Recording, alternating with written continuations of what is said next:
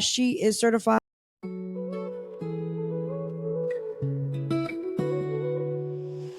There's music, y'all. You know what that means? That means Matt and Irlanne are bringing truth and clarity.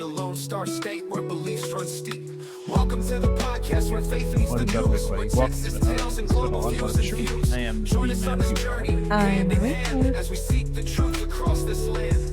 We are welcoming you into our humble studios. Thank you all for watching. Thank you all for supporting. Thank you all for everything you've done thus far.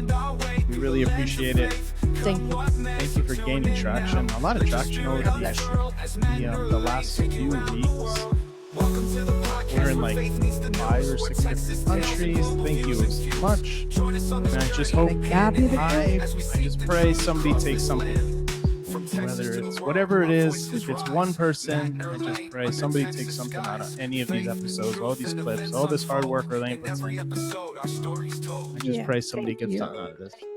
Thank you for saying that. Oh, how nice of him. Well, all this hard work that Irlanne does, he said. Well, yeah. It's a lot of research, it's a lot of reading, and blah, blah, blah, blah. Yeah, it's just us, y'all. It is just us, yes. I fix cars, she's social medias. Yeah. Yes. Telling the truth, y'all. That's the automotive truth. All right, who's ready for some advertising, some rants, some service ops, some maps, some automotive news, some automotive laughs. Ha ha ha. Let's get into this. Let's shout out Freedom Academy in the Austin, Texas. Freedom Academy, freedom, freedom, freedom. We should have like some. We should have an American flag going. Little fireworks, Freedom, freedom. Yeah, right. So, Freedom Academy Christian School is our. It's awesome. It's awesome. Yes, it's our church's school, Freedom Academy. That's it.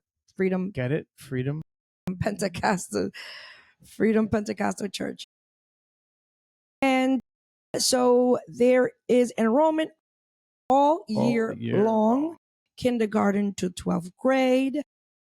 And our Lady Nixon, who is the first lady of the church, she runs it, of course, along with our Pastor Nixon. I teaches, nurse, principal, all that good stuff. Enroller. And she is discipliner. She's absolutely wonderful. They're both wonderful. We love our leaders. Yeah, they're the best. And they're the best. It's been a long time. Them trying to get this together and going. Yeah. And they've done it. And to God be the glory. And they have children have enrolled. Many children. It's great. It's awesome. It's a great school. It's a great, you got your basic studies, your math, your history, science, and all that good stuff, English reading.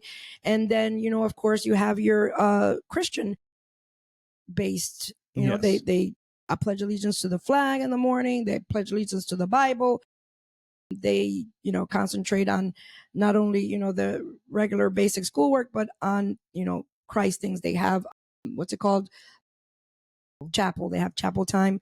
And it's amazing. And the kids are getting so much out of it. They come home every day.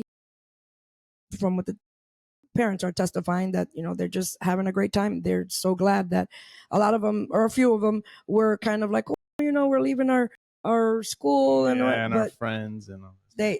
Right now, parents are testifying and saying that their kids are like, I'm so glad that we're here, that we made the change. Choice, yeah. So praise God. Like Mikey says too, we have snack time too. If you missed the video that we played, it's 2 episodes back, I believe. Yes. You can watch the video and watch little Mikey. Commercial they made. Yeah, he narrated the whole thing. Miriam, minister, our maestro of music, Miriam put it all together, and it was awesome. And to God be the glory, because God's doing great things with those children, and so He can do the same thing with yours. If you're in the area, in the Austin area, you're looking for a school, you're looking for a Christian-based school, look into Freedom Academy, because it is, a great thing to have your children in a Bible Christian based school. Yes. www.freedomtemple.org/Freedom Academy. I got to go forward slash for me to remember. If you're looking for somewhere to hang out, this ain't the place.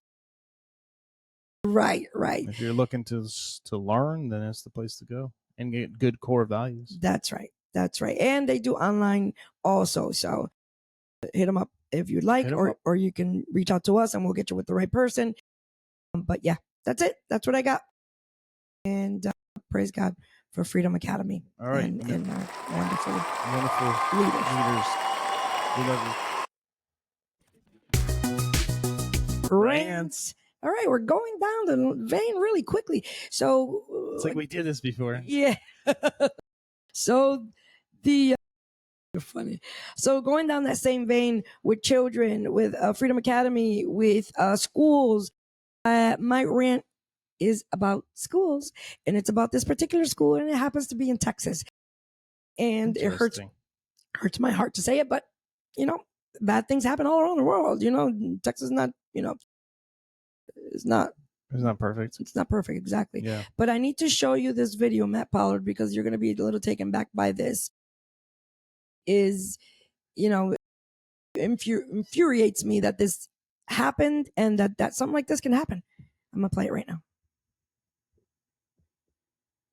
New tonight, parents of some pre-K students in Spring are outraged after they say some teachers have been giving their children sleep patches at school. In an email sent to parents today, the school saying Spring ISD police now investigating. Matt Doherty is talking to some of those parents tonight. He joins us live in Spring. Matt. Now, the parents say that 2 teachers and 2 aides have been suspended so far. Still, they don't feel comfortable sending their kids back to school. What happened with the sticker? The sticker makes me fall asleep. This is 4-year-old Lane Luviano. She's the one that broke this case open in September when she snuck one of her sleepy stickers out of the classroom. She kind of pulled up her little shorts and said, "Mom, look, this is my sleeping sticker." And I was like, "The what?" When Lane's mom, Lisa, saw the sticker, she thought it was strange and asked her daughter about it. And the teacher gives it to you. Where she put it? On my arm. On your arm? Which part? Point to it. Right up there? Yeah. And what's it look like? Sleeping with a moon on it. Lane's dad says he's known something was wrong since school first started. 2 o'clock in the morning, I'm hearing the room, some noise in the room, and I'm going over there. She's still up.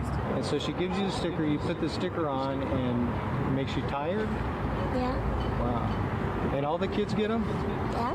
They never notified the parents. So Lisa took matters into her own hands. She reached out to the other parents in Lane's class, sent them pictures of the patch to see if their kids were getting the stickers too. I showed it to my 4-year-old, and she said, yes, that's the sleepy sticker. Melissa Guilford immediately went online to research the sticker. Sleep Z patch. Okay, so, and if you read the ingredients on them, it has a lot of, it's just things I've never even heard of. And they're giving them drugs to make them sleep, to keep them quiet. Najala Abdullah tells us she'd noticed changes in her son, who told her he'd been getting the stickers too. She says he'd been crying, stopped eating, and was bringing home lunches that he hadn't touched. The parents shared with us an email they received from Northgate Crossing Elementary's principal today. The email states 2 of the school staff members were put on leave after they allegedly administered sleeping supplements to students on September 24th. On leave, they should be fired. They should be fired. They should be arrested and put in jail. This is child endangerment. This is child abuse. This is insane that they have been suspended and not completely fired. And should be in jail. I'm so surprised, even in Texas, they didn't take it to that they should be in jail. This is insane that they are putting, I don't care if it's a sleep aid, I don't care what it is, it's drugs you're putting onto you saw how little that little girl is. Yeah. Little girl. Okay. And the father said that he's noticed since the first day of school that strange things, that she was acting strange or whatever he said, something about parents. Be aware, pay attention to your kids when they walk into the door, pay attention to your little babies when they come, they start doing strange things. Look into it, pay attention. This is crazy. I don't know what else to say, but I'm mad. If this would have been my baby, my kid, it would have been an issue. It would have been a great issue. Great issue. It just goes to show you the narrative that our media takes, right? They just like pick and choose their stories. Like, how did this not get any traction? How are these people not in jail? You know what it is? Maybe it wasn't a narcotic, so it's not considered drug. You know what I mean? Maybe it was melatonin. No, it doesn't. Like the lady even read the package and she said that it had a bunch of chemicals in it or whatever. Oh, chemicals, yeah. But they're buying it on Amazon, so that's probably why you're not going to get drug charges. It's but insane. Still, it's somebody's child. Somebody else's child.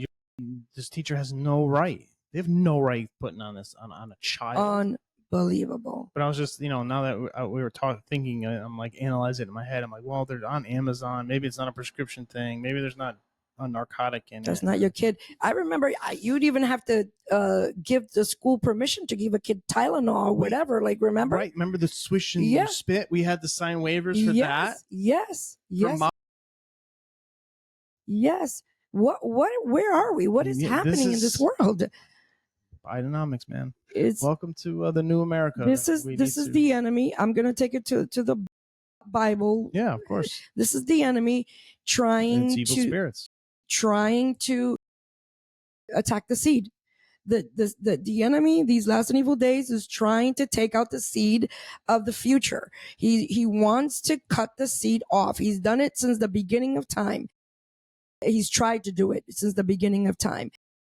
The little children, the innocent of little children. This is just so crazy to me. It's so crazy to me. Take heed, people. Take heed and pay attention to what's happening in these schools. Now, with that said, I'll plug in Freedom Academy again. Look for a Christian-based school. Even even a Christian-based school, you never know what could happen. But I know that I can stand by Freedom Academy. That I know. Yes, that I know. That I can stand by. I know who the people that are running it. I know the heart behind it. Just beware, parents. Beware. I can't stand behind an Austin public school or anything like that. But Freedom Temple. And pray for your children. Pray for your children. Yeah, Dad, you should have been in there 2 a.m. praying for your daughter. Right. Go upstairs, see what's going on. What's the matter? It's late. Let's pray. Okay, let's pray that you go back to sleep. This is the problem with removing, not training up the child in the way they should go. This is the problem. Yeah. This is the problem. We've cut off God from everything. And children, little babies need to know, that there is a God that brings peace and love. This is real. This is a real thing, but not until, bad things happen. People don't turn to God until something bad happens. But thank God that nothing happened to these little kids other than them being sleepy or whatever. But those chemicals in the kid's body can throw things off. It's just, all right, I'm going to stop ranting. Look at the food. I'm going to stop ranting. The food, the chemicals in the food, all the things they have to put in their body to go to school. And then you mix in another chemical patch. Like, yeah, it's a joke. Terrible. Absolutely terrible. Joke. They should be in prison. Okay, I digress. Okay. Well, we're going to use this one for service drive ops. Ready?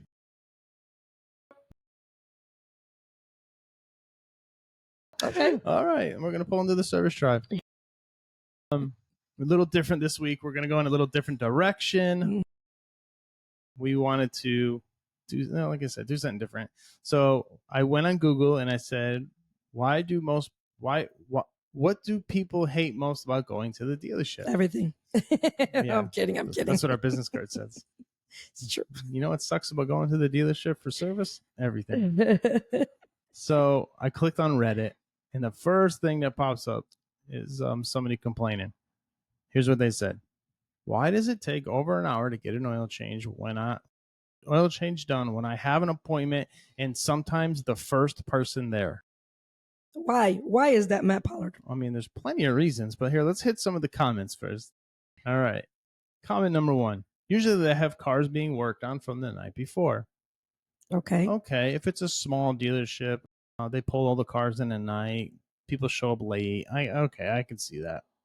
But not if you're a big Toyota, Honda store with... The question said dealership, right? So we're talking 100%. About a dealership is a big facility. Most of them, yeah. Mm-hmm. Depending on the city you're in and whatever. But most of them are, 30 plus bays now. Dedicated oil changing, quick express bays and stuff like that. Mm-hmm. So they should be ready to go. So that's not an excuse. This comment here, I like. Appointments do not mean anything at most dealerships. They're psychological tactics to make customers feel prioritized. 9 times out of 10, dealerships work on a first come, first serve basis. Automotive Truth. I say 3 parts of that question or comment is 100% correct. Yeah. Appointments don't mean anything.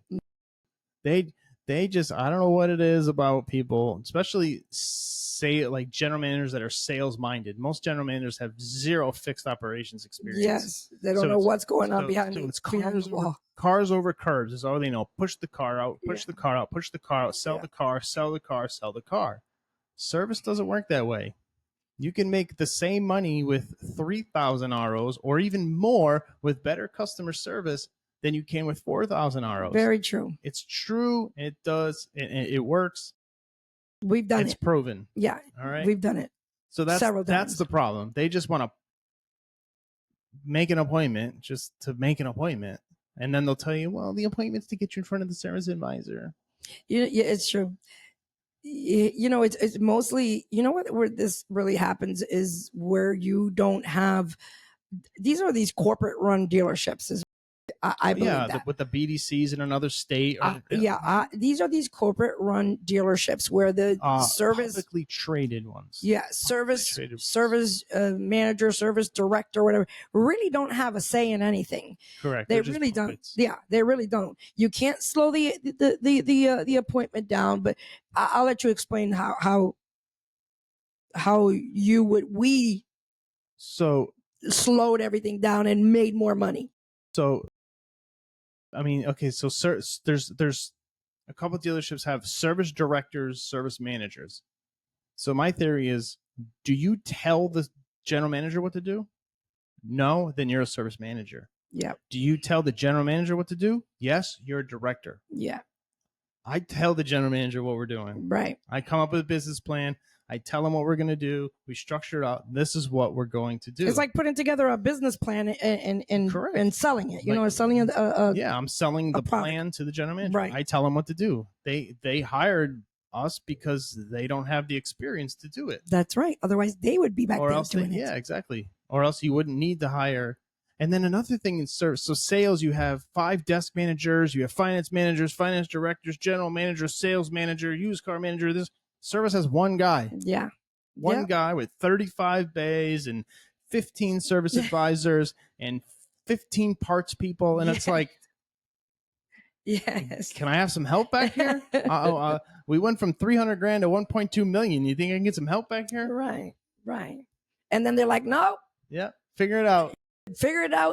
And 300, we're doing 300 cars a day. Yeah. Yep. Do no less. Yeah. No less than 300 cars a day. So if you're a manager and you're in one of these big corporate stores, and like she said, cars are just rolling in every 15 minutes. You can't get parts. Parts are on back order. All the bays are stacked. You got holdovers for a week. You're like, your hands are tied. You're like this. Yeah. Get.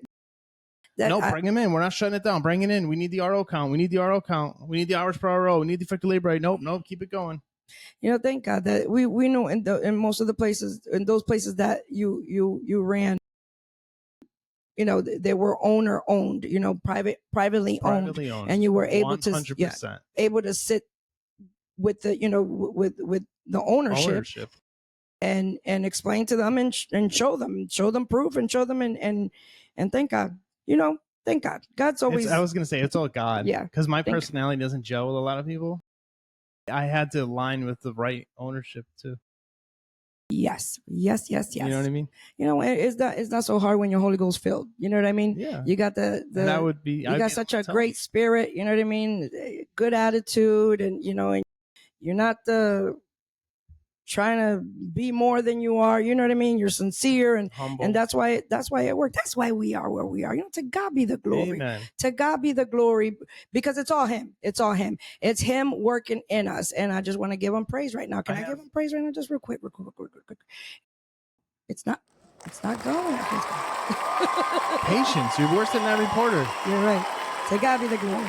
Great things. I was gonna say, so like all these customers, they always say to me, I trust you. I trust you. I trust you. I trust you. And I said today, I'm like, man, I pray I stay up to their expectations. Yeah. It's hard. It's really hard when it's stressful. Service is very stressful. Yes, It's it is. stressful. The automotive industry is very stressful, especially when it's in somebody else's hands. You know? Your paycheck is in somebody else's hand. Again, to God be the glory. I remember customers would come in. If I'm not smiling, they'd be like, Matt, what's wrong? Yeah. Like, these are customers. And I'm like, I'm reading an email. I'm like, if I'm not the bubbly, they're like, what's wrong? What's wrong? And I'm like, does something happen? Does something happen? Did you get yelled at? Are you leaving? Are you leaving? Let me clean my desk. Are you leaving? Are you leaving? Like, no, I'm cleaning the desk. Let's get back to your comments on here. We're going down the rabbit hole again. All right, the other comment. After the pandemic, a lot of techs and advisors just don't care. Yeah. Yes. It's true. It says, hell, we quote 3 to 4 hours for oil changes and people sit there and wait. Yes. And that's a good strategy. That is a good strategy. That have to be a service advisor. He's quoting 3 to 4 hours, y'all, with an appointment. Yeah. You gotta, that's the question. That's his comment right there. Yeah. Yeah. And I know you made an appointment. That has to be a service advisor because absolutely that's the only way you're going to get through the day as a service advisor. That's the only way. If people come in for service and be like, listen, you're going to have to drop it off and leave it with me for 2 days. That was like the first thing. It's an oil change. Listen, no. And if you want anything else other than, it's going to be here for a week, maybe more. I have to be straight up with people. He's right. Since the pandemic, people really don't care. And they're not scared to tell you. It's not that, they're not scared to tell you you're going to wait 3 or 4 hours. You're absolutely right. Because that's what we're going to need in order for us to accomplish and meet your expectations. And meet the expectations, yeah. 100%. Here, I'll read another one. It says, some cars take longer due to the oil. Some cars take longer. Well, I think he's trying to say take longer to change the oil than others. Some have huge splash shields that are time-consuming to remove and then reinstall. Also, most oil changes include some sort of routine inspection of fluids, tires, belts, hoses, brakes, etc. Oftentimes, these inspections will be documented by pictures, also video.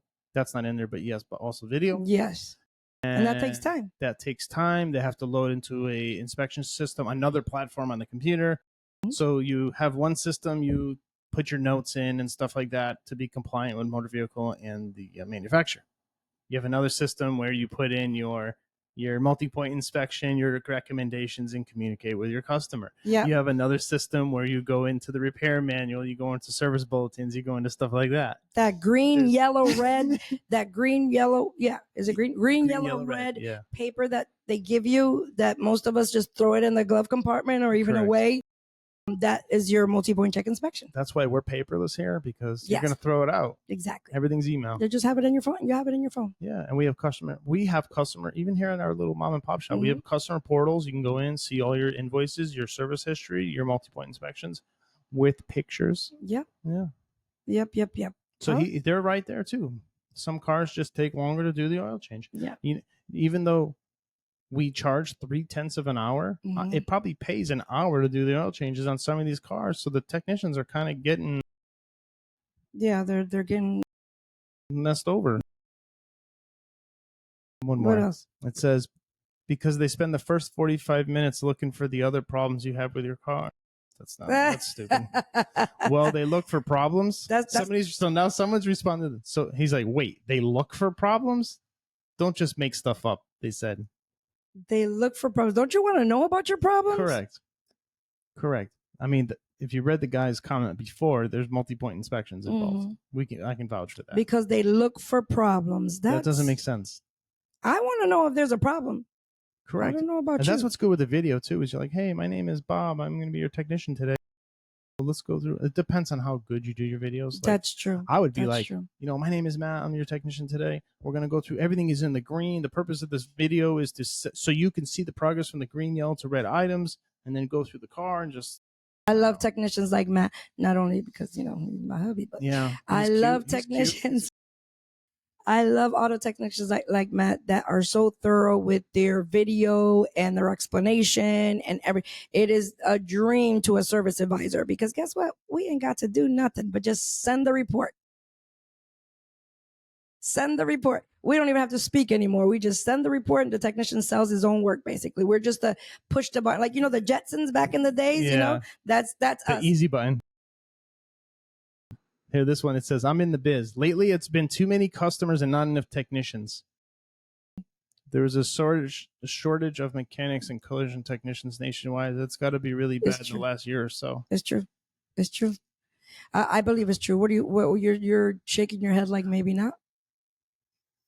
I mean, oil changes, like you can get a Tesla robot to do an oil change. Yeah, but I mean, what's his name, Optimus? With the scariest things that have been happening, and and now with the internet being so attentive, and all the automotive laughs that we post. That's true. People are scared to go to certain places. Yeah. People are, they don't trust everybody with their cars. Too many horror stories. I remember this is probably going to be 18, 19 years ago. I remember I woke up at like 2 a.m. I called my service manager, Ken. I said, I don't remember tightening the seatbelts on this car. And he was like, Matt, are you okay? You okay? Are you in jail? I'm like, no, I don't remember if I tightened the seatbelts on this car. You got to let me in the shop. My goodness. I had to go check the seatbelts before the customer picked up in the morning. It was a Friday night. They were picking up on Saturday. That's a good technician, y'all. I mean, conscious, Some people don't have a conscience. Some people are like, whatever. Whatever. It'll come back. They were tight, by the way. Good job. Do good work. Do good work. Hashtag. What else, honey? Are we done with this? I was just trying to find one more. How often on average do techs just not bother to follow the service manual or fail to do things like recalibrate new parts? All the time, because they have no idea what they're doing. Yeah. And they don't, yeah. They forget. They don't have training. They don't care. There's a lack of training. Laundry list of things. Yeah, like I'll be like, hey, did you do the compensation code when you put the transmission in? What? Huh? All right, never mind. I'll fix it when it blows up. Yikes. Yeah, that's all. Oh, these are people are swearing, long paragraphs. Like, yeah. Talking junk about other people. I took my SUV for a 10,000-mile service, returned to me with 35 PSI in the front tires, 32 in the rear, bitter cold morning, and the car is complaining of high 20s PSI. I don't know what that means. Computer screen on the dash says fill to 36. Who was right?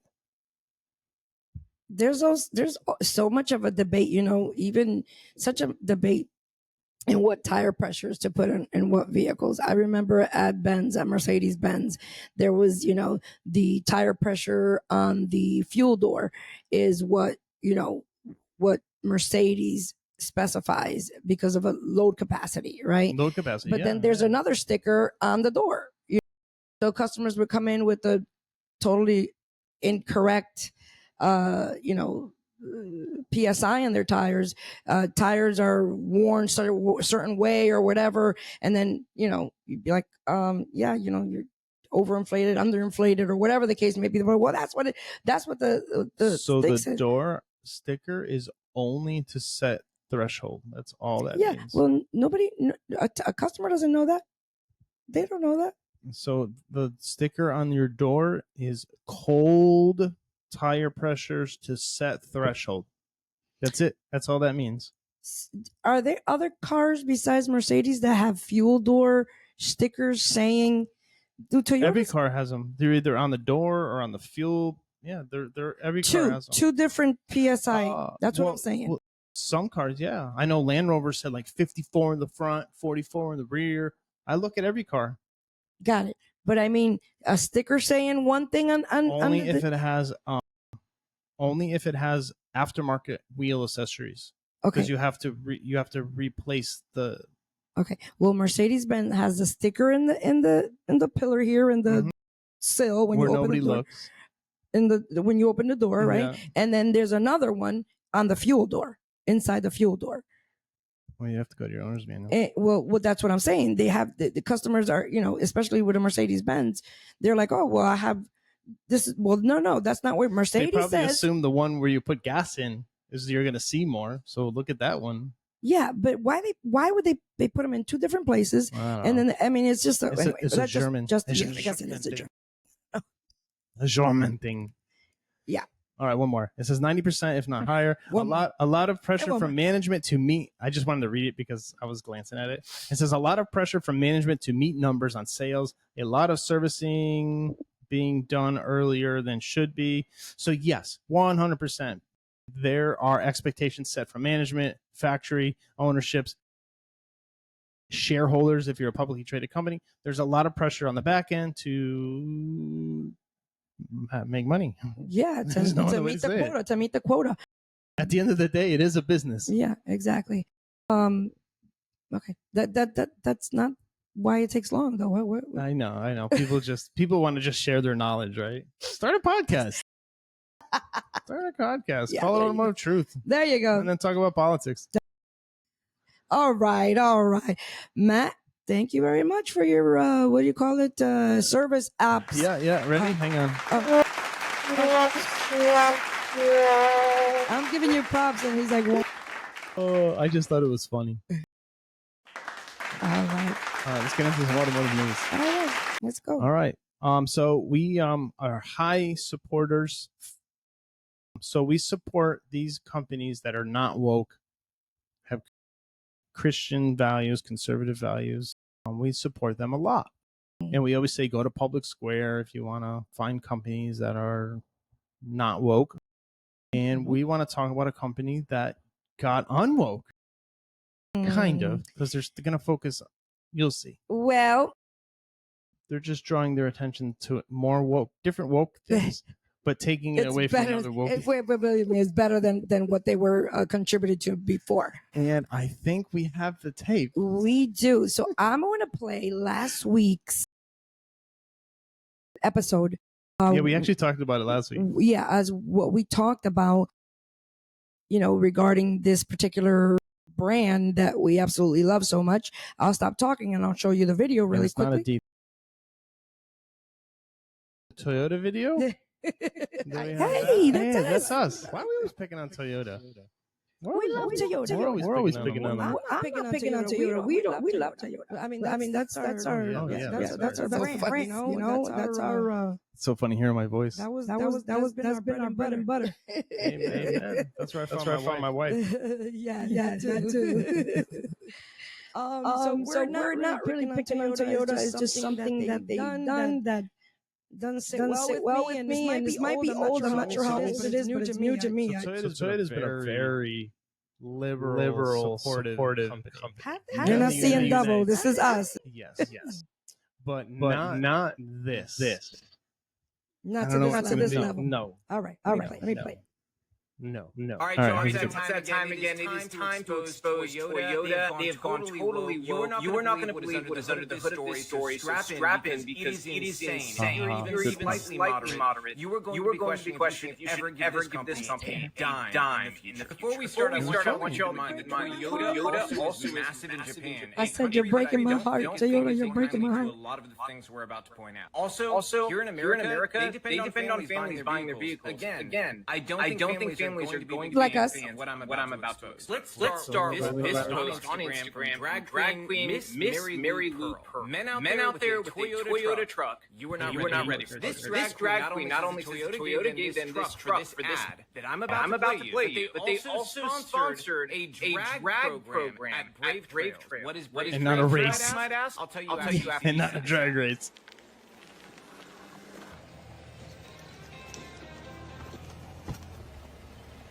We're playing country music. That's gay.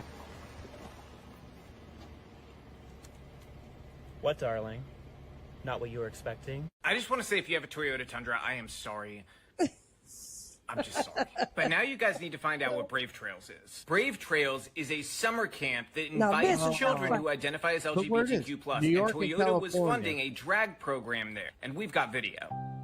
And look, whether you agree with this stuff or not, I think everybody should be able to agree that people who are viscerally opposed to it for faith reasons or whatever reason they may have should not feel like when they spend their money at a major corporation, it's going to be used to fund things like this, that they are completely opposed to. If you've been following my series exposing companies for going woke, the most recent video that received... Just in a nutshell, you know, they are supporting the LGBT parade and all that other alphabet, and even had an alphabet camp, introducing kids to that lifestyle. And even as Matt had spoken and mentioned last week, that you know, Toyota in Japan, they're conservative. Yes. You know, they don't have this stuff. You know, they may have it, you know, behind closed doors, but not as, you know, wide open like United States is, you know. So that the supporters of this was Toyota Motor USA, not Toyota Motor Corp, which is Japan. And so I'm guessing that they found out. Video that received millions and millions of views was our expose on Toyota for going woke. Well, today I have got some amazing news to report to you guys. Toyota has just sent this email out to their employees and dealerships, and here's what they had to say. Toyota's business partnering groups, which are very similar to ERGs at other companies, going forward are going to focus solely on business-related topics. It's going to be about mentoring, networking, professional development, and volunteering. Another big win, Toyota is going to focus on STEM education and workforce readiness. As a result, they will no longer sponsor cultural events such as festivals and parades that are not related to STEM education and workforce readiness. That means no more Pride events, no more Pride parades, no more Pride camps. Now my favorite part, because you guys know this is always my favorite part.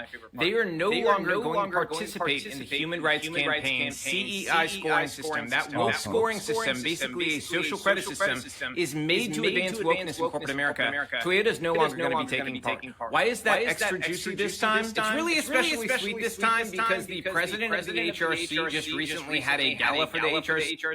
I don't even. Yeah, we don't. Yep. I want to. Good job, Toyota. Applaud Toyota for that. Amazing.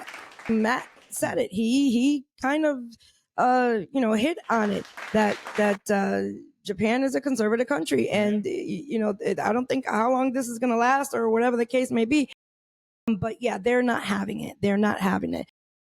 They probably got a lot of backlash, you know, and they probably lost some ducats, you know, because of that, you know, and it just being so wide open and the whole camp thing.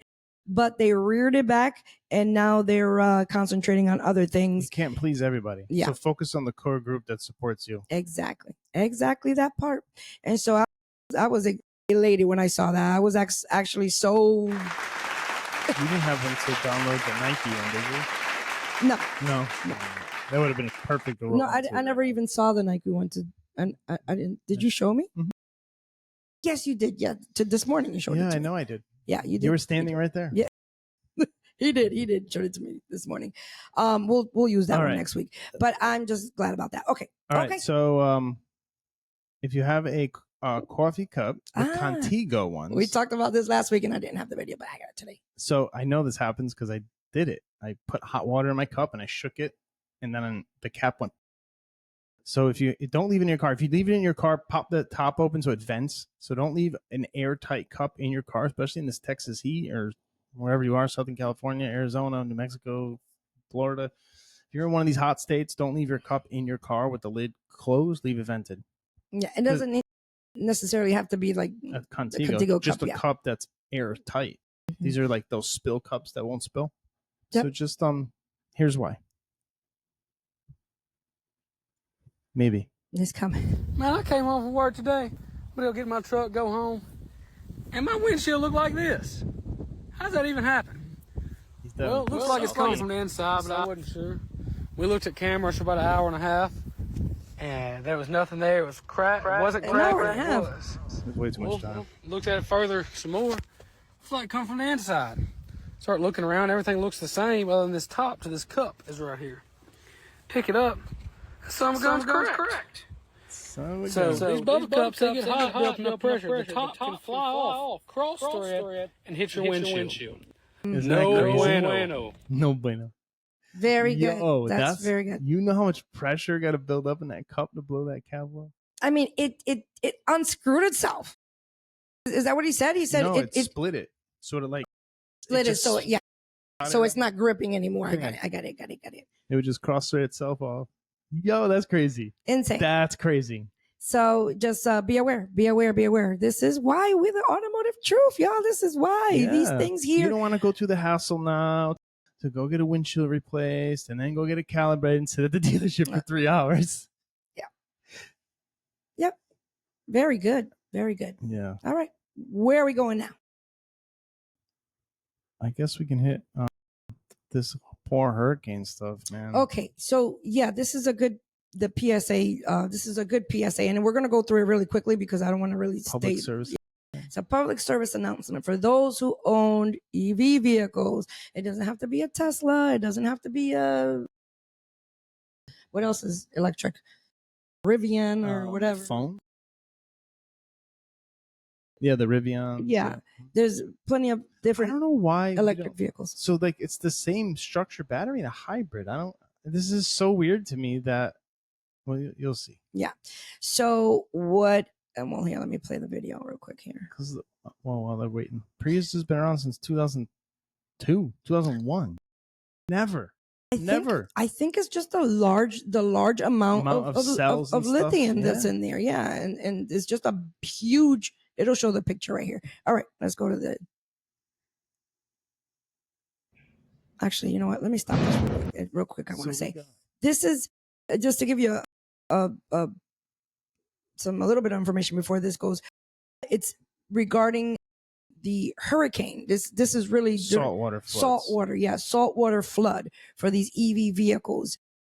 Not necessarily right there and then, but it can take months, right? It can take a long time before this happens. So it's not my car got wet or got flooded or whatever, and it's going to be, oh, it's fine. It never happened. It could be months down the road where this effect takes place. Okay. This is what's happening. Wow.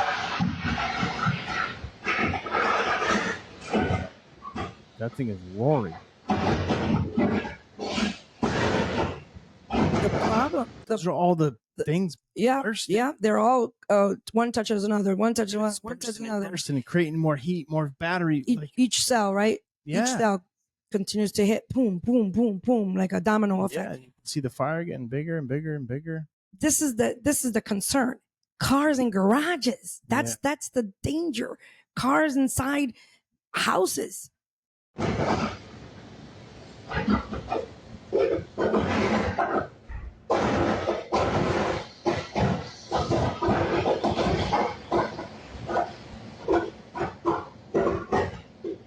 Look at it. It's inside. You can see it inside the pillar. Wow. I pray everybody's okay in that video. So let me say this really quickly. I was watching Candace's episode the week before, whenever it was. She does an episode. She does it every day. I think it was earlier this week. Yeah, early this week. And she had an expert from that knew a lot about the Malaysian aircraft flight that disappeared or blew up or whatever happened to it. Yeah, it looks just like that right there. And this expert and insider person, I forgot what relation he has to it, but he said that there were lithium batteries, a large amount of lithium in that was being transported with these. It's a cargo plane. With these people. There were people on the plane. Yeah, there were people on the plane.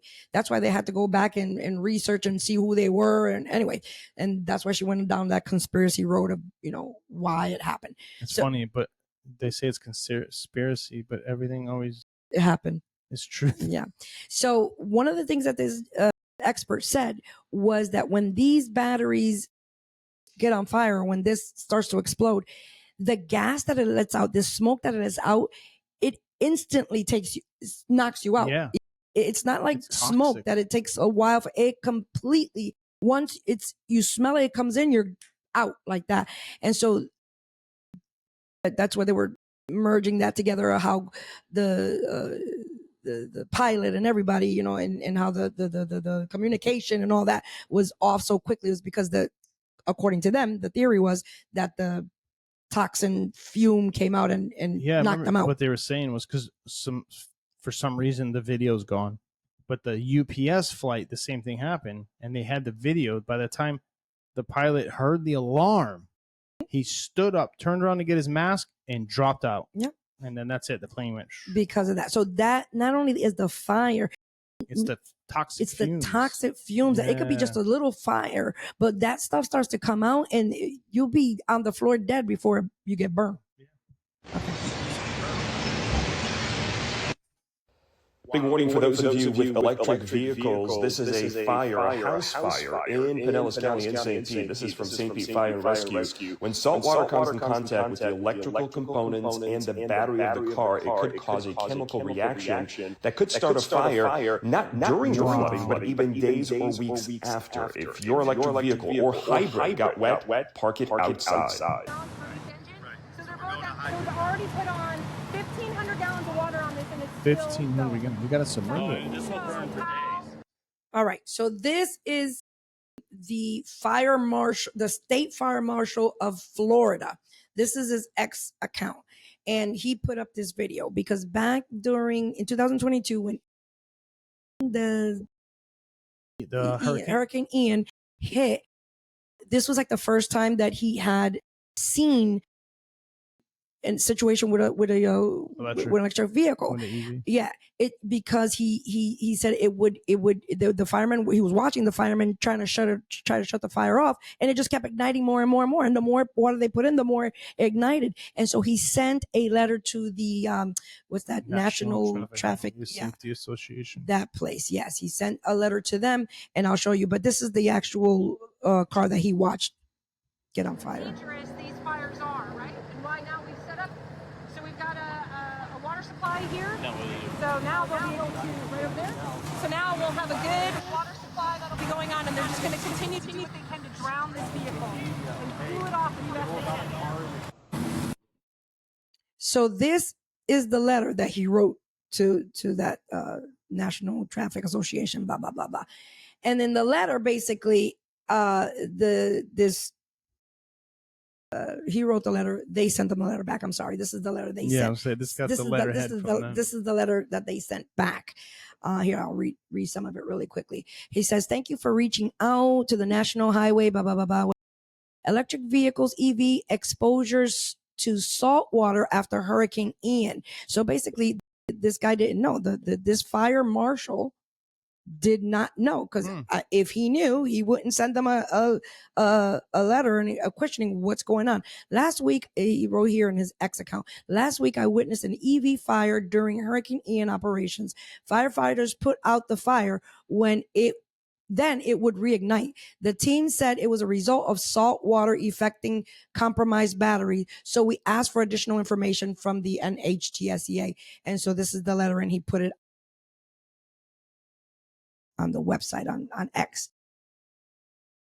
So they said, "We are tracking Florida EV fires through the news reports, fire department social sites, and other sources, and we can confirm your experience in North Collier with reignition is not an isolated event." That's what they said. There is a long history of working with other federal partners, automobile manufacturers, standards development organizations, first responders, vehicle owners, and others to ensure the safety of EV owners and those who interact with these vehicles. So it says down here, I'll skip the other part. They got together with the DOE, Department of Energy, the NHTSA did, back in 2012. In 2012, they got with... It was 10 years from that. Yeah, I guess they knew about this since 2012. Yeah, so why wouldn't the fire departments know?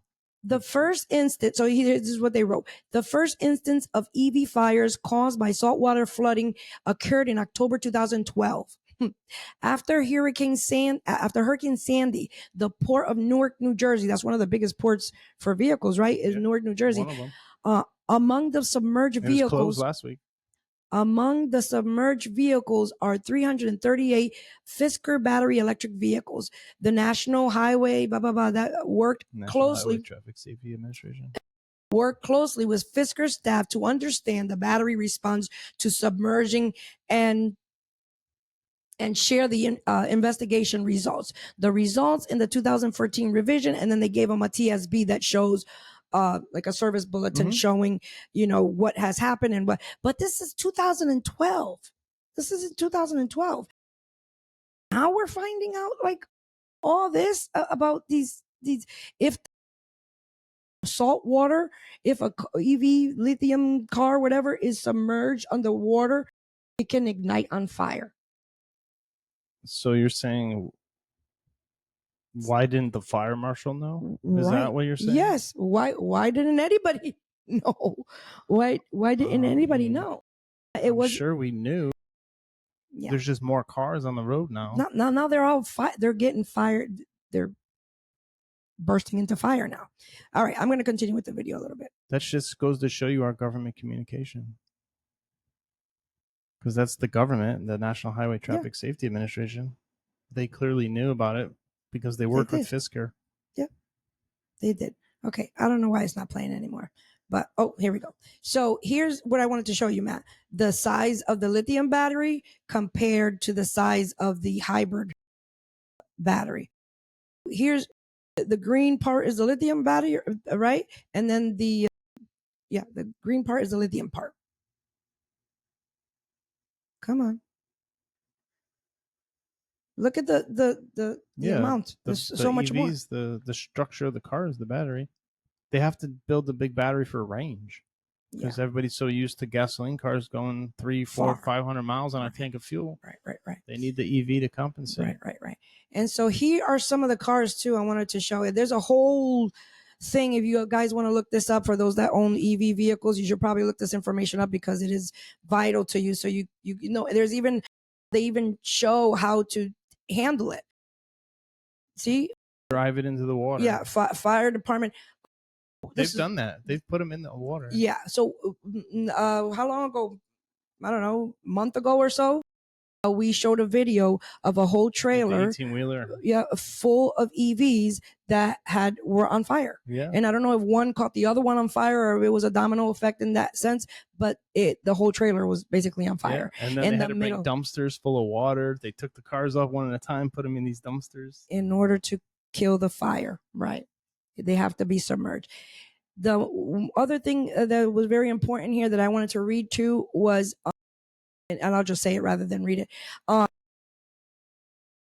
Backing, okay, because these vehicles you can tow with these vehicles. You can tow with the what do you call that? The Cybertruck. You can tow with the Tesla T or whatever. You can tow with those vehicles. They have enough power to do so. And so what was happening? People are backing up into beaches or ports or docks. The boating launch. Right. And the back of the vehicle is going into the water, into the salt water. Pay attention, y'all. I'm sure it says in the owner's manual or something. Somehow, I don't know. I would imagine some kind of a recall notice or something went out, right? Elon always says, he goes, it's not the car's fault. It's the stupid people. I'm sure that he sent out, just like any other manufacturer does, send out warnings, send out preliminary bulletins and stuff like that, telling customers. But that's serious. You don't even know. You're backing your vehicle up to the salt water to drop your nice boat, your jet ski off, and you're letting salt water get into your lithium battery, and God forbid, a month or whatever, the thing ignites. Yeah, can you imagine this is crazy. This is why the Automotive Truth is here for you. Okay, I'm done with this segment. I'm not with the segment, with this part. What else do we got? More. Yo, if this is the future, I'm in. Not the burning Tesla. Tesla. Not the burning EVs. Sorry, Elon. It's this Audi. I'm a huge fan. I like German cars. I like BMW. I like Mercedes. He likes the Maybach. He likes that. I like German cars. Very fancy. And I like Audi. And Audi came out with this trail concept off-road vehicle. Very cool. I want to share that with everybody. It is an EV as well. Yeah, it is. But this one is not for your everyday driving car. This is this is more like the UTV off-road things. It's more that style, but it is. I don't know where it would be street. camping. You go camping with it or whatever. Yeah, it's one of them UTVs. You know, you want to go drive around the woods and stuff like that. But here, check this out, y'all. This is the coolest. It is really cool. I was so excited when I saw it. Take a look at the back through how it's all open. This is the Audi AI Trail. Take a look at these tyres here. Special off-road tyres. And then take a look up here. These are drones. 1, 2, 3, 4, 5. They have spotlights. The drones will follow you the whole way, so it lights up the forest wherever you are. Look at that. You've got hammock seats. Really comfy. Got a phone with you. What you do as a driver is place it in here. And this becomes your dash. You control everything from your mobile phone. There's only pedals, a steering wheel. There are no other buttons or levers anywhere in the car. Very simple, Look, you've very got these clean. side view cameras here and one over here. And then you've got this luggage space here if you're going camping, for example. It almost looks like you're in a helicopter, you can see. So that front bonnet opens, the glasses, that opens. Yes. And then you put your luggage in there. Look at that thing. One of The the drum- fanciful look, features is found in the headlights and cameras. The headlights are found It doesn't in have triangular headlights. drones that dock to the roof rack. The funky part is that when needed, the drones lift off and fly ahead of the eye trail to illuminate the road ahead using matrix LED lighting. In an off-road situation, the cameras in the drones are used to explore the trail ahead, so nothing comes as a surprise. The future really does look rosy. This eye trail, forward. So cool. It's so cool. Another thing that thing does, if you're driving on that pavement, the tire pressures build. So it has a computer. It adjusts the tire pressures. It'll add tire pressure to the tires. When you get off-road and you need softer tire pressures for more grip and better feel and ride, it'll lower the tire pressures. This thing's so cool. It is absolutely cool. This thing's so cool. I was taken back by the drone thing. That's just like the best thing. Well, and Matt's like, where it doesn't have headlights. It doesn't. there's no it just headlights. has the Audi emblem in the front and it lights up, but just a little bit. Little daytime running lights, really small ones. Yeah. And he's like, oh my God, the drones are the headlights. They basically lead the way as the car drives. Genius, y'all. That what a great looking what is it? A UTV? I guess, yeah. That thing is amazing. Well, we need to make some money so we can get one Make of a those lot of things. money too, yo. Yo, do we have a drum roll? We do. All right, we're gonna close out automotive news with the most reliable cars of 2023. Okay. Drum roll, please. All right, now we gotta wait for the software to open up the video. The software is me, y'all. That's the software is me. Let's see where where am I? I mean, I already know what number 1 and number 2 is. Yeah, well, it's been that way since the 1990s. Here we go. Oh, I can't even see that. Yeah, it's kind of small, but So, what's number 1? It looks like the very tippity top. Looks like Lexus and Toyota. Oh, look at that. It looks like Lexus is first at 79. I don't know what that number means. What do those numbers mean? 79. You'd have to read whatever the article is. Yeah, so I don't have the article, but 79, 76. What is the last one? What's that? Because I don't care about the in between. Last one is, can you see that? Nope. Wait a minute, let me see. I can see it. It's Chrysler, y'all. Chrysler. I was going to say probably because they're all right there. Yeah. Alfa Romero. Yeah. Mercedes is right. Oh my goodness. Mercedes is right before Chrysler. Wow. My goodness. Well, let's go down the line. So let's just go. I said I don't care. But Mini is in third place. Mini. You want to go 1 to the end? Okay. No, let's go from the good to the bad. Good to the bad? Yeah. So Lexus, Toyota, Mini. Yeah. Lexus, Toyota, Mini, Acura, Honda. Interesting. That's all the cars that we specialize in. Isn't that awesome? Subaru, Mazda. That means they don't break. Porsche. Bring it. BMW. BMW is up there. BMW is up there. What is this? Kia. Wow. Hyundai. Look, all our customers. Even Kia and Hyundai are up there. What is it? Top 10? 1, 2, 3, 4, 5, 6, 7, 8, 9, 10, 11, 12. No, top 12. And then what is that? What? Oh, that's Buick. Wow, even Buick. Huh.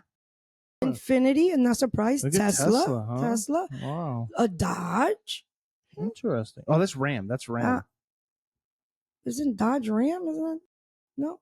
Ram is the pickup truck side. Okay. Because you got Dodge on the right over there under Chevy. Where? Oh yeah. Okay. So Cadillac. Yeah. Cadillac, Nissan. What is the Genesis? Genesis. Wow. So Hyundai is over there. 12 Genesis.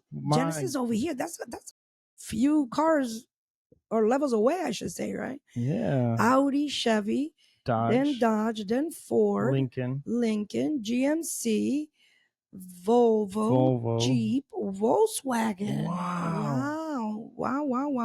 Rivian, Mercedes, and Chrysler. Chrysler's dead last. Wow. I am surprised about Mercedes. I really am. Oh, and nobody believes us when we tell them they're not reliable cars. Yeah. If you buy a Mercedes, make sure you have another car. Yeah, it's not an everyday driving car. It's the car you take to church or out to dinner to the country club. Number one issue with having a Mercedes is that you're gonna go through tires in less than a year. Okay, we're talking about new cars. When you buy a new car, it's gonna leak water. Yeah, it's good. It's gonna leak water. It's gonna leak oil. Yes, it's definitely gonna leak oil.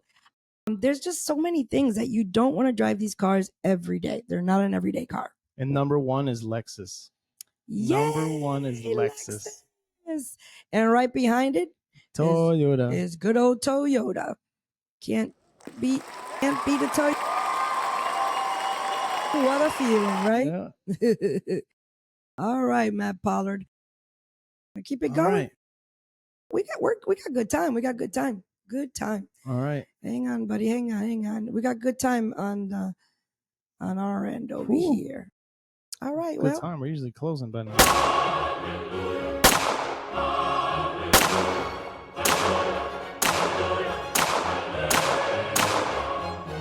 I'm gonna be like a preacher. All right, we're closing. Y'all, we're closing. This is the part where Matt gets to, rant away. GG Maps, got guns, meat, and potatoes. We shortened it to GG Map. Take it away, Matt Pollard. Well, I don't know what this is. Tractor police chase? It was just a video. I don't know. You want me to play it? Yeah, play the video. You put it in there. Let's watch it. I did. I wasn't. I just want to see. I didn't mean to put it there, but. Was that supposed to be in the laughs? Hitting the cop car. He's hitting the cop car. Holy shit. Oh.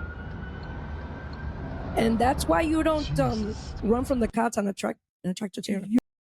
That's why you don't run from cops in a tractor trailer. Or ram them off the road. He tried to ram them off the road. Did you see that? And it rolled up over the cop car and flipped over. All right. Well, let's get some FEMA stuff going.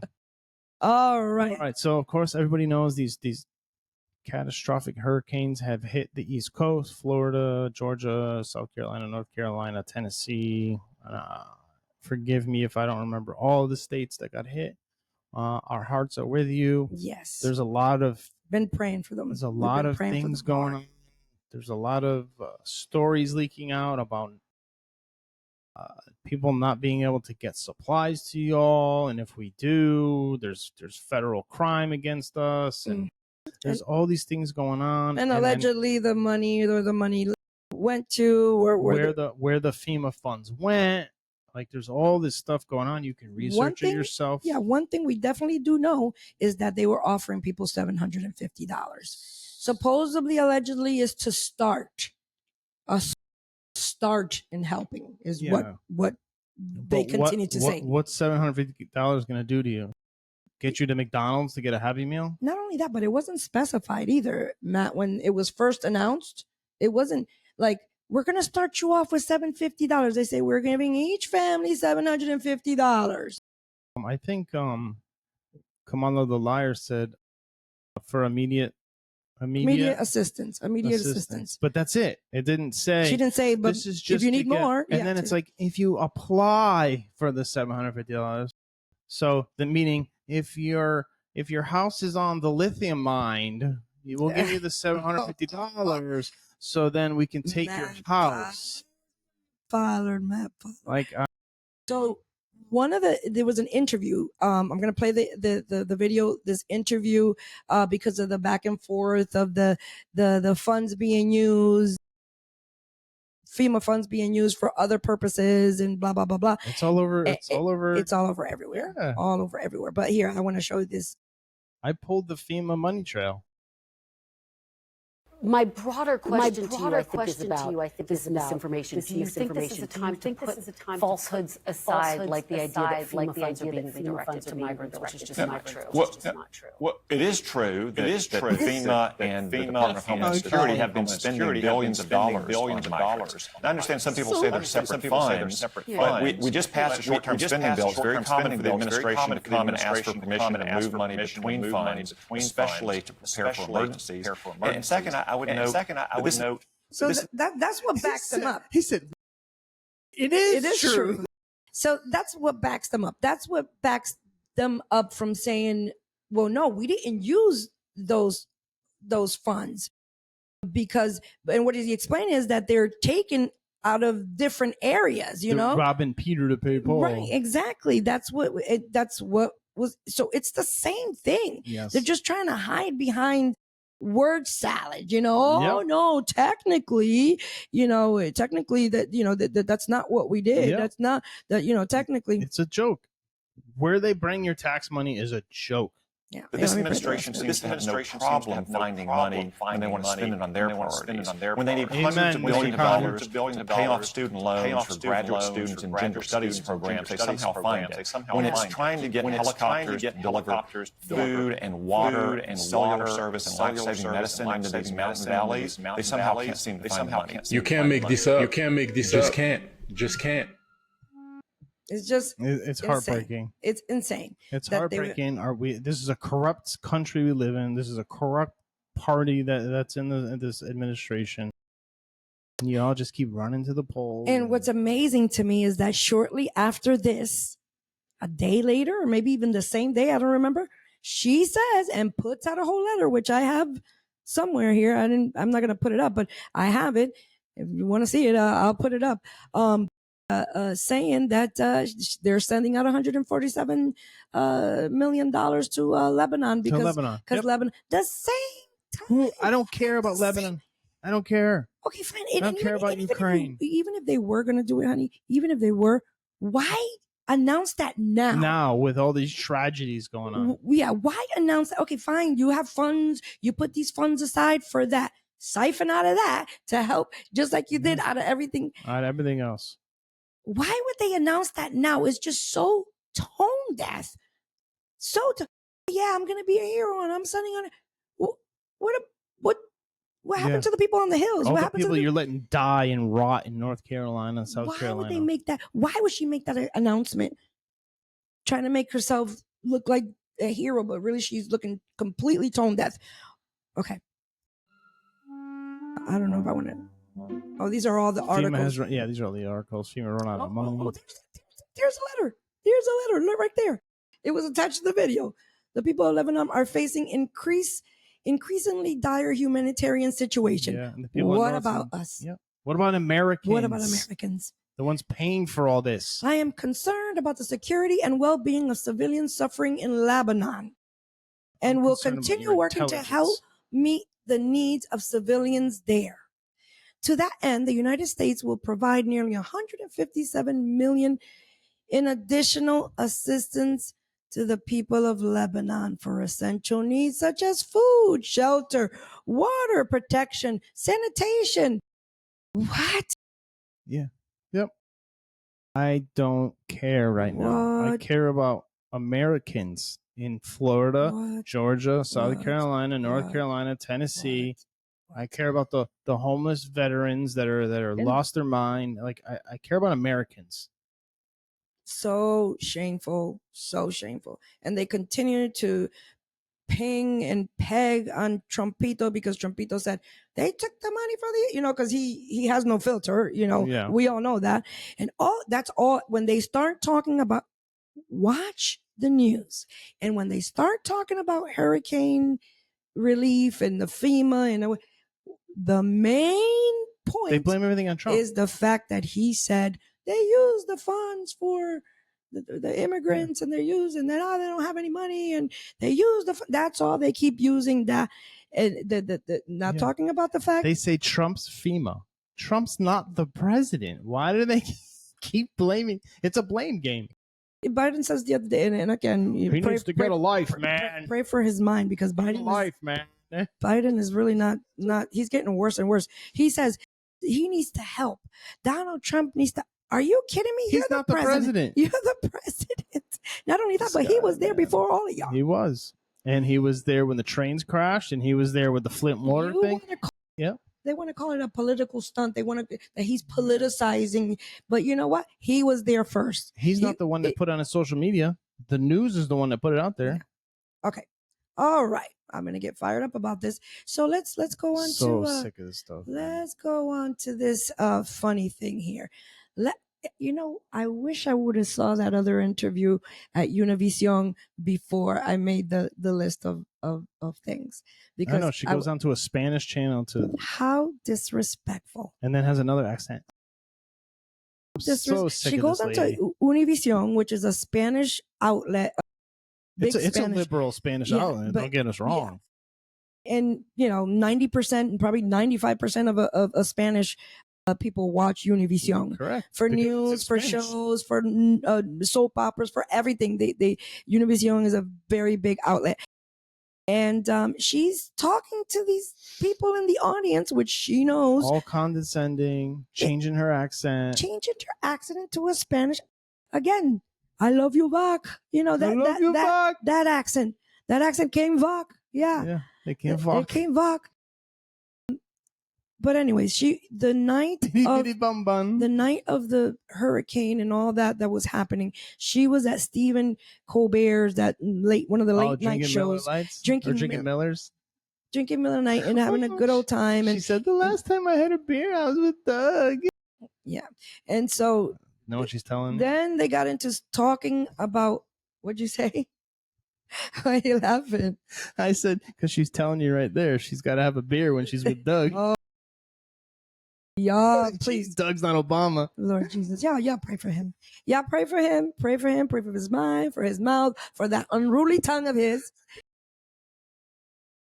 Let me play this video before Matt speaks again and says something else. But here is Chameleon's new accent. And it may be, along her way that her dad. Yeah, man. No, empathy, man. No, empathy, man. Oh, wait. Oh, man. And they should be commended. They should be commended.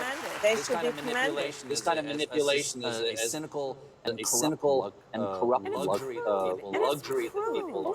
Have you no empathy, man? Have you no empathy, man?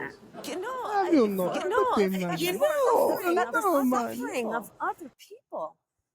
So ridiculous. So fake. So ridiculous. Absolutely. Have you no sympathy, man? Where's the ganja? Hey, man.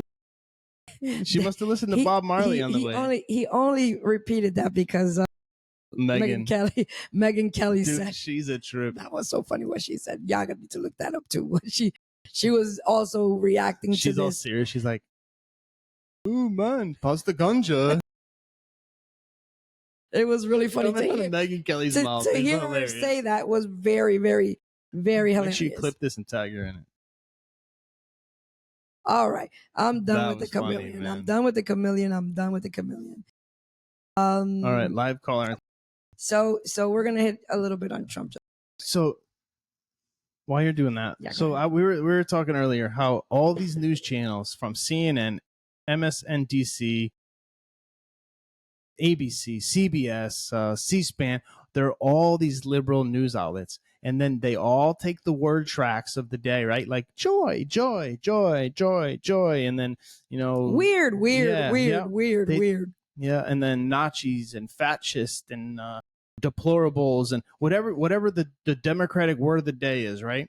I'm like, there has to be a press secretary at the White House and then all the CEOs or some kind of person in all these news outlets. And there must be like an email chain. Okay, this is going to be our narrative word for the day. We're going to use joy. And then the next day or the 20 minutes later, joy, joy, joy, joy. Every news agency says it, from the local news on the networks to the late night news network to everybody. Yeah, he's not lying, y'all. It's true. It's true. So it's just weird how quick that word gets So many out. people online on social media. And then was it Gutfield? It was like, oh, great, you taught her a new word. Was it Gutfield? Yes, it was. Man, those guys are hilarious. All right, honey bunny. We're okay. Yeah, this live caller. So we're talking live caller. And down the rabbit hole again. So Matt's talking. Went on a weave. Went on a weave. If you know, you know. Yeah. If you know, you know. So so the live caller. So Matt's getting to the point where all these news outlets, these particular news outlets, continue to just Trump, everything Trump, and then you talk about the rabbit or whatever, and Trump said rabbit one time or whatever. They just everything leads to the name Trump of Trump. trail. The Trump trail, yeah. So this gentleman here, there's a clip from C-SPAN, and this guy called in live during a live show, obviously, and this is what he said.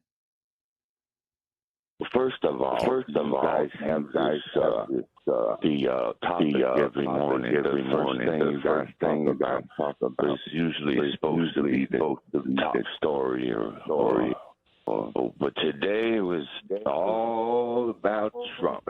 That's all we hear about here, Trump, and how bad Trump is. So what I wanted to ask is, are you going to talk about the what they're calling the first gentleman, Doug Emmerhoff, what they exposing him for his he got a nanny pregnant or something like that. I think you might be referring to the Daily Mail story. It's gotten coverage as well. This from page 2 of the Washington Times. Second gentleman, Doug Emhoff, the husband, Vice President Kamala Harris, allegedly assaulted his then girlfriend. He's asking why you're not talking about it. According to as the Washington Times describes it, his bombshell report in the Daily Mail. The ex-girlfriend, a New Jersey attorney, who the Daily Mail referred to as simply Jane, provided travel documents that she and Emhoff spent time together at the location during the alleged incident. You want to talk about it now? You want to talk about it. You want to talk about it. Yeah. So this guy, that's just golden right there. Golden. That was a perfect phone call. Golden. Yeah. Just called him right out. All you want to do is talk about Trump, and instead of giving the news, instead of talking about what's going on in the day, but how about you talk about this? Yeah. Let's talk about real news. Boom. All right. Boom, boom, boom. All right. Let's going into automotive laughs. Let's hit a food. You want to hit food? Oh yeah. Let's hit a food. Wait? Yeah, let's hit a food.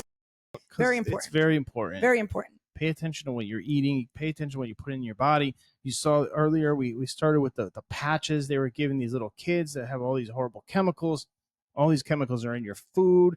They use chopped up bug parasites to fake food coloring in nerds and plain yogurt and it's disgusting. They're using antifreeze and ice cream. Yeah, they've been using glycol and toothpaste for years.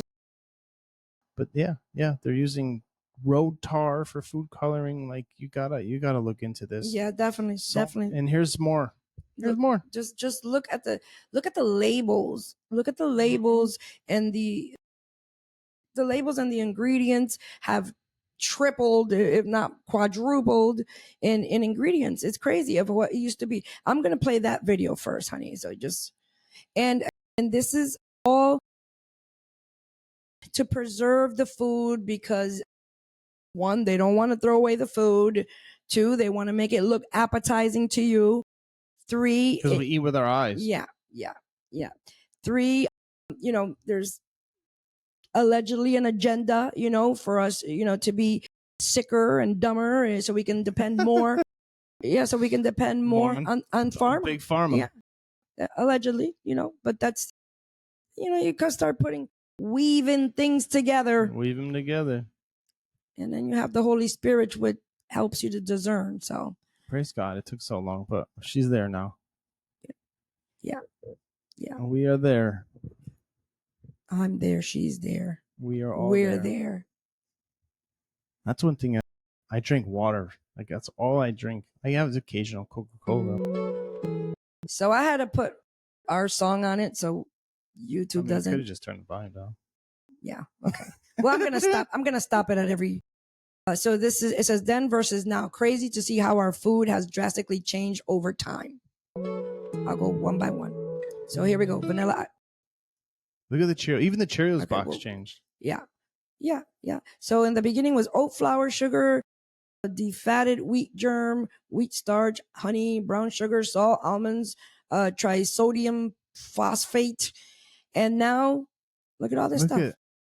After the phosphate, rice barn oil and canola oil and natural almond flavor. If it's natural almond flavor, why do you have to put the word natural in there?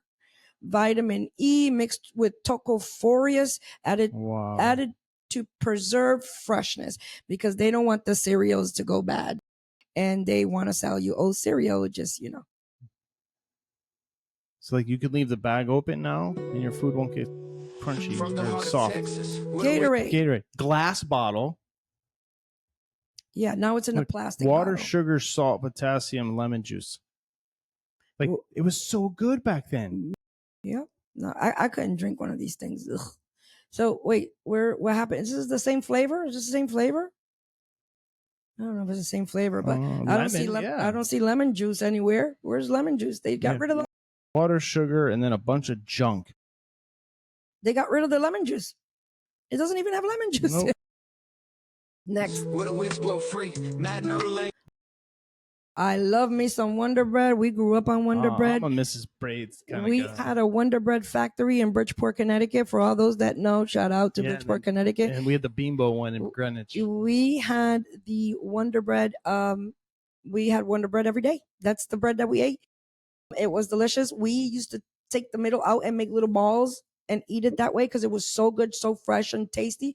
And it had enriched wheat, flour, water, sugar, yeast, salt, milk, and butter. And it tastes so good. So good. So good.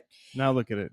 Now, after, let's see, enriched bleach water, and flour, water, high. I bet you that's how Japan and Europe and everybody else sells their bread. Soybean oil, salt wheat. Man, they put in soy and everything, y'all. Soy, soy, soy. And then you wonder what's wrong with, why is my husband crying? Why is he crying? Why is he complaining? Why is he whining? Bringing truth and clarity, faith and world events. Peanuts, salt, sugar. That's all that was in Skippy. So what do we got now? Vegetable oil. Soybean. Some more soybean. Have some more soybean. Dude, these seed oils are going to kill you. Hershey's chocolate syrup. My goodness. And they taste so much better back then. Oh my God, Chips Ahoy cookies. Do you see the ingredients in Chips Ahoy? There was a lot back then too, but look at today. It's like 4 times the amount. Yeah, but look at the ingredients though. They're normal ingredients. Besides the Lacey thing, or lectin, I can't even see the word. So you're talking about food hikes, like price gouging, which there is no price gouging at the grocery store. I think the profit margins in California are under 1%. But look at the ingredients. Yeah, they have to pay for all this. These ingredients ain't free. So here's your favorite Heinz ketchup, honey, because the Steelers own Heinz or Heinz or what? They're from Pittsburgh. They used to sponsor this game. I stand corrected. They play on Heinz Field. Not anymore, but yes. What's the field now? What Assurance Field or something? Assurance Field. Field. Anyways, it used to be Heinz Field. What do I know? Fully ripened tomatoes. Oh wow, there was actually tomatoes in it. Cane sugar, pickling vinegar. You know, I actually put a little sugar in because I don't use like the tomato sauce to make spaghetti or whatever. I don't use like ragu or whatever. I buy fresh crushed tomatoes. and then I put a little bit of salt, a little bit of sugar in them to sweeten up the tomato. Italians do it. It's normal. Yeah, it's normal. This here has It's not normal. It's not normal. It doesn't have tomatoes in it. It has tomato concentrate from red ripe. Okay, I guess it does have tomatoes in it. Well, tomato juice is more or less what it is. Yeah, over here it had fully ripened tomatoes. Okay, and now we don't. Okay. We have the crushed leftovers of the tomato. So then where's the tomato going? That's it. That's all I got. Started all over. This is crazy, man. This is crazy, guys. God, watch your food. If you don't like Trump, I don't care. Vote Trump to get Robert Kennedy Jr. in there to fix this nonsense, man. Because we're giving it to our kids. We say it time and time again. We correct. It's not about today. It's about tomorrow for our youth. And this junk is just going to kill everybody, make them dependent on the government and dependent on big pharma. So we're just numb and dumb. Yeah. All right. I was going to play something else, but we'll save it for next week. Yeah, because it also has to do with food. We'll go into automotive labs, and then we'll land this plane, right? What was that? Was that a plane? I don't know what it was. Oh, you know what? I missed the autonomous We'll do it car. Okay. Because we'll get some more info on it. So next week, The autonomous car? Yeah, okay. The robo taxi, the robo bus, and the robots. And yeah, well, this is the one that was keeping people up. And we can tie it in because that's what's going to happen with all these autonomous cars. Yeah. You know, I thought I put it in our thing. Okay, well, never mind. I thought I had put it in there. It's not. It wasn't on. That's funny. We talked about WAMU with the Lauren episode. Yeah, with Lauren. And then we see them all over Austin. All right, yeah. Here's my automotive laughs.